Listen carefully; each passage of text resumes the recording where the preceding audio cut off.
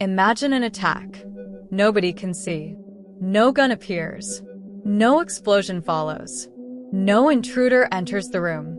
Yet, a piercing sound begins. Pressure suddenly fills your skull. The floor seems to tilt. Your vision starts breaking apart. Then, the sound disappears. But the symptoms remain. This happened to American officials. Some were inside guarded buildings. Others were sleeping at home. Similar reports crossed several continents. Investigators found no visible weapon. Doctors found no simple diagnosis. Intelligence agencies found no proven attacker. The mystery became Havana Syndrome. Today, we examine its darkest question. Were these people secretly attacked?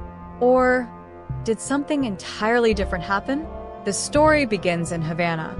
It was late 2016. Cuba's capital looked calm outside. Vintage cars filled sunlit streets. Palm trees moved beside old buildings. The American embassy overlooked the city. Diplomats worked behind reinforced windows. Security cameras watched the entrances. Guards checked every arriving vehicle. Then, strange complaints quietly emerged. One official was home at night. A sharp noise suddenly awakened him. It seemed intensely directional. The sound struck one side. Moving away appeared to weaken it. Returning made the sensation stronger. Severe pressure gripped his face. Nausea arrived almost immediately. His balance suddenly collapsed. Other personnel described similar moments. Some heard buzzing or grinding. Others reported clicking sounds. Several felt powerful head pressure. Some experienced pain near one ear. Rooms appeared to spin afterward. Straight hallways became difficult paths. Bright lights became painful. Ordinary words became harder to remember. Sleep no longer brought relief. Doctors examined ears and eyes. Balance tests exposed serious difficulties. Brain scans produced disputed clues. No single pattern explained everyone. Yet, the suffering was unmistakable. Some symptoms faded quickly. Others continued for months. Some officials could not work. Some families left Cuba. Embassy rooms became investigation scenes. Technicians searched walls and ceilings. Electronic equipment filled quiet bedrooms. Windows were measured and examined. Nearby rooftops drew careful attention. Investigators hunted for hidden transmitters. Nothing publicly identified an attacker. The United States reduced embassy staffing. Cuba denied causing the illnesses. Diplomatic tensions quickly deepened. But Havana was only beginning. New reports appeared elsewhere. A world map gained new markers. China joined the growing mystery. Austria appeared on the map. Germany received reported cases. Colombia became another location. Georgia entered the expanding timeline. India appeared among reported countries. Poland and Vietnam followed. Russia was also listed. Reports even emerged inside America. Workplaces became suspected incident sites. Private homes became suspected sites. Daily commutes became sources of fear. One name no longer fitted. Officials adopted a clinical label. Anomalous health incidents became AHI. The new label avoided assumptions. It named events without explaining them. That distinction remains crucial. Havana Syndrome is not one diagnosis. It describes reported symptom clusters. Those clusters vary between people. Headaches appear frequently. Tinnitus affects reported hearing.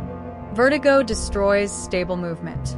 Blurred vision disrupts ordinary tasks. Nausea can follow suddenly. Memory problems may continue afterward. Concentration becomes exhausting. Some patients describe permanent disruption. Their careers can suddenly end. Their families also carry consequences. But what could cause this? Investigators considered ordinary explanations first. Could tropical insects create strange sounds? Recordings were compared with cricket calls.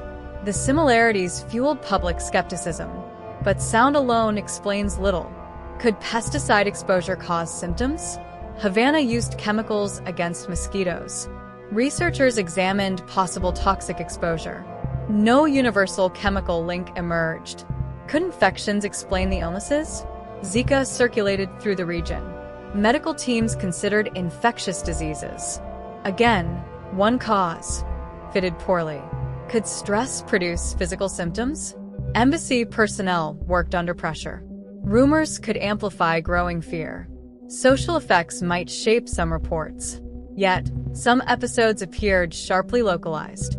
Symptoms sometimes began inside one space. Stepping away reportedly reduced sensations.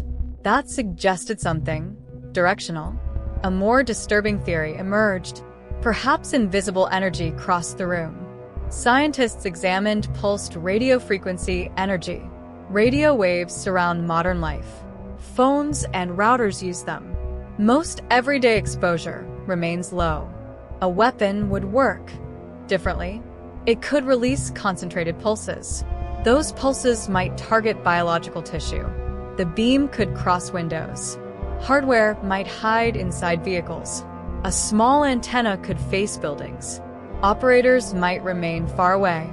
The victim might see nothing. One phenomenon offered a possible clue. Microwaves can produce perceived sounds.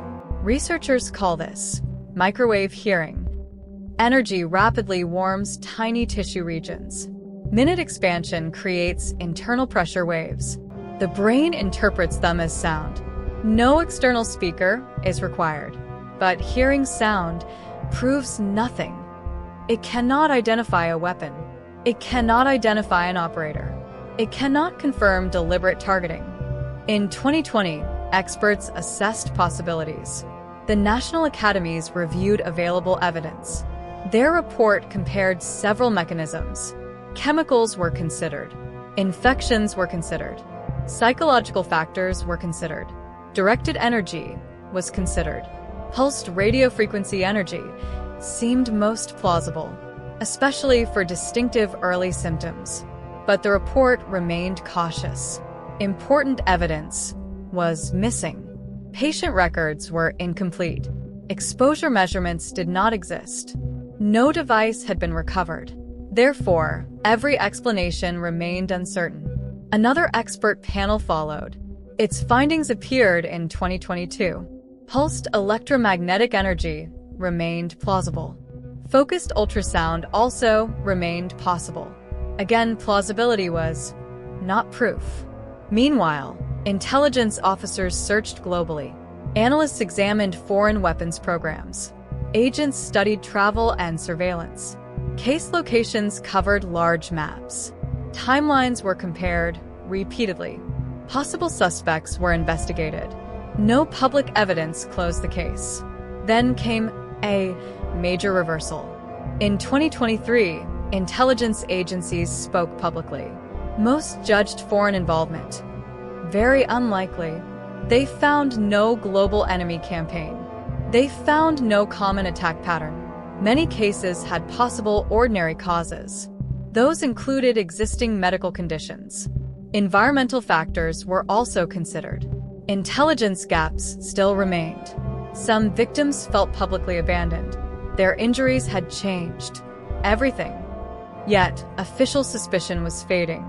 Medical care became another battle. Patients entered unfamiliar military hospitals. Appointments could be difficult to arrange. Instructions were sometimes unclear. Support varied between agencies. Congress created compensation pathways. Treatment programs were expanded, but certainty remained unavailable. In 2024, NIH published major studies. More than 80 affected people participated. Researchers used advanced brain imaging. They tested hearing and balance. They examined vision and cognition. Blood biomarkers were also studied. Symptoms were serious and disabling. Yet, MRI scans showed no consistent injury. Most clinical measures showed no differences. The findings did not explain symptoms. They also did not prove fabrication. Researchers emphasized symptoms were real. real suffering can lack visible markers. Then intelligence judgments shifted slightly. A 2025 update preserved skepticism. 5 agencies called attacks very unlikely. 1 agency called them unlikely. But 2 agencies changed positions. New intelligence altered their confidence. Foreign energy research appeared more advanced. 1 agency saw likely foreign capability. Another saw roughly even chances. Neither connected devices to specific incidents. That gap remained enormous. Then, 2026 transformed the debate. New reports described a secret device. American agents reportedly acquired it overseas. The operation allegedly cost $15 million. Sources described portable microwave hardware.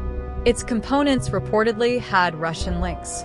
Software shaped rapidly pulsing waves. The device was reportedly easy to conceal. Military laboratories reportedly tested animals. CBS described rats and sheep. Reported injuries resembled those seen in patients.